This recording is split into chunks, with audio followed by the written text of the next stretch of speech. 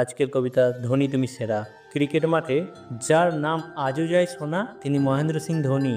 আশা করি নামটি সকলের জানা। ক্রিজে নেমেই তার ছোড়া নিঃশব্দ বাঁধ, কিন্তু তিনি সর্বদাই ঠান্ডা মাথায় খেলে যান।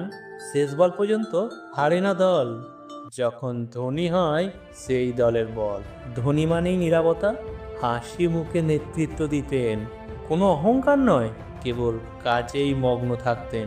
স্ট্যাম্পের পেছন থেকে বজ্রের গতি, চোখের চাওয়া দেখে বুঝে নিতেন ব্যাটসম্যানের কি নীতি।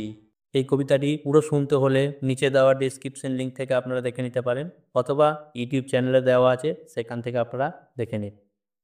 আজকের কবিতা আপনাদের কেমন লাগলো অবশ্যই কমেন্টে জানান। আপনাদের যদি আমার কবিতা ভালো লেগে থাকে অবশ্যই একটা লাইক তো করবেনই, আর আমাদের চ্যানেলে যদি নতুন এসে থাকে অবশ্যই চ্যানেলটিকে সাবস্ক্রাইব করে আমাদের সাপোর্ট করে যাবে, কারণ আপনাদের সাপোর্ট আমাকে সর্বদাই এগিয়ে নিয়ে যাবে।